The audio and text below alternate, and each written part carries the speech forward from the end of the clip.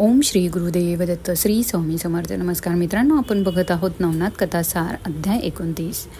मागे एका अध्यायात सांगितल्याप्रमाणे गर्भादी पर्वतावर मच्छिंद्रनाथ राहिले व गोरक्षनाथ तीर्थयात्रा करीत होते.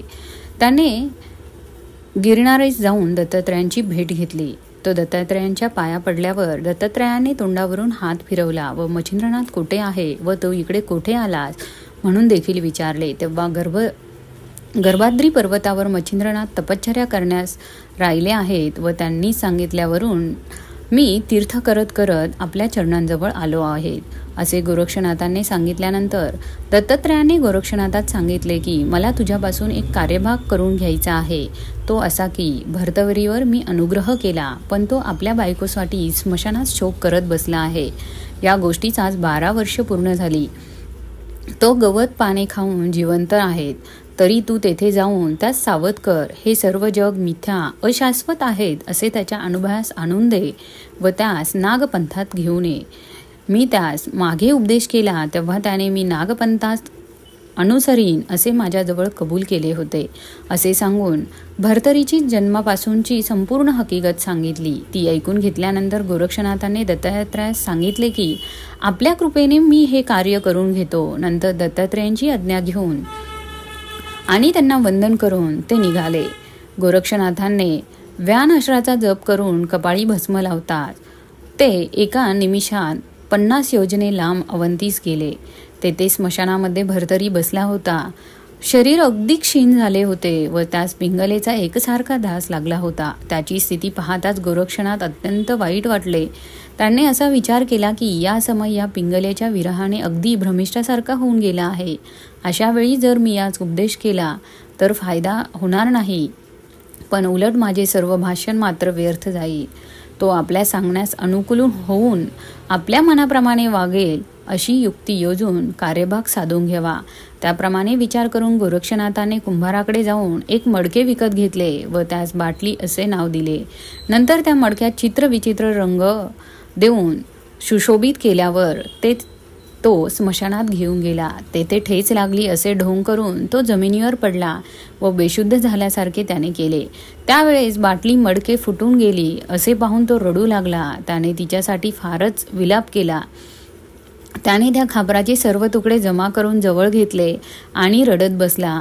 ती आपणास अत्यंत उपयोगाची होती व मी मरून ती बाटली राहिली असती तर फार कामाची गोष्ट पडली असती. अशा भावार्थाच्या शब्दांनी फारच विलाप करून बाटली बाटली म्हणून मोठमोठ्याने गोरक्षनाथ रडत बसले. ते पाहून जवळच बसलेल्या भर्तरींना नवल वाटले. त्यांना राहून राहून हसू येत होते. गोरक्षनाथ एकसारखा धाय रडत होते. ते म्हणत होते, माझे बाटली धन कोण्या दृष्टाने हिरावून घेतले. हे बाटले एकदा मला तुझे तोंड दाखव. अशा प्रकारचा त्यांचा विलाप ऐकून भर्तरी पिंगलेचा नाद विसरला. अर्ध्या पैशाची त्या बाटलीची किंमत आणि तेवढ्यासाठी बाटली बाटली म्हणत रडत असलेल्या गोरक्षनाथास पाहून भर्तरीस उगीच बसून राहावे ना. तो गोरक्षनाथांना म्हणाला, मडक्याची किंमत ती काय व तेवढ्यासाठी मूर्खाप्रमाणे तू योगी म्हणवत असता रडत बसला आहेस हे काय. तेव्हा गोरक्षनाथ विचारू लागल्या, राजा तू कोणासाठी दुःख करत शोक करत बसला आहे. बरे, आवडत्या वस्तूंचा दुःखाचा अनुभव तुला आहेस. त्याप्रमाणे माझी बाटली फुटल्यामुळे मला किती दुःख झाले आहे हे माझे मीच जाणतो. हे ऐकल्यानंतर भर्तरी म्हणाल्या, मी मडक्यासारख्या क्षुल्लक वस्तू करता शोक करत नाही. प्रत्यक्ष माझ्या पिंगला राणीचा घात झाला आहे म्हणून तिचे मला भारी दुःख होत आहे. ती मला पुन्हा प्राप्त व्हायची नाही परंतु अशी मटकी हवी तितकी मिळतील. ते ऐकून गोरक्षनाथांनी सांगितले की तुझ्या पिंगलेसारख्या लक्षावधी पिंगला एका क्षणात निर्माण करून देईल पण माझ्या बाटली समान दुसरी बाटली कदापि मिळायची नाही. तेव्हा भर्तरी म्हटले की तू लक्षावधी पिंगला उत्पन्न करून दाखवीन म्हणजे मी तुला लाखो बाटल्या निर्माण करून देतो. उगीच थापा मारून वेळ साजरी करून नेऊ नकोस. हे ऐकल्यानंतर जर पिंगला उत्पन्न करून दाखवल्या तर तू मला काय देशील म्हणून गोरक्षनाथाने भर्तरीस विचारले. तेव्हा आपले संपूर्ण राज्य देण्याचे भर्तरीने कबूल केले व दैवतांना साक्षी ठेवून बोलल्याप्रमाणे न केल्यास माझे पूर्वज नरकवास भोगतील व मीही 100 जन्म रवरव नरक भोगेन. अशी भर्तरीने प्रतिज्ञा केली. गोरक्षनाथ त्यास म्हणाले, तू आपले बोलणे खरे करून दाखवशील तर 100 जन्मच नव्हे पण सहस्र जन्मापर्यंत नरकवास भोगशील. नंतर गोरक्षाने कामिनी अश्राचा जप करून पिंगलेच्या नावाने भस्म सोडताच लक्षावधी पिंगला खाली उतरल्या. पिंगला राणीप्रमाणे त्या सर्वांची रूपे पाहून राजास आश्चर्य वाटले. त्या सर्वजणी भर्तरीजवळ बसून संसाराच्या खानाखुना विचारू लागल्या. त्यांनी राजाच्या प्रश्नांची उत्तरे बरोबर दिली.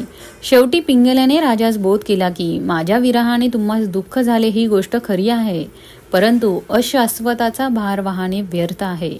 मी तुमच्यावर मनस्वी प्रीती करत असता आपणास जाळून घेतले, परंतु गोरक्षनाथांनी मला पुन्हा दृष्टीगोचर केले. शेवटी आम्हास व तुम्हास मरायचेच आहेत, ते कदापि चुकणार नाही. आता माझा छंद सोडून देऊन तुम्ही आपल्या देहाचे सार्थक करून घेऊन मोक्षाची प्रीती करून घ्यावी. फक्त माझा ध्यास धरल्याने तुम्ही मुक्तीला मात्र अंतराल. मी तुमची कांता असताना प्रतिवर्ता धर्म आचरून आपले हित करून घेतले. आता तुम्ही आपल्या हिताचा मार्ग पाहावा. हा सर्व चमत्कार पाहून राजास विस्मय वाटला.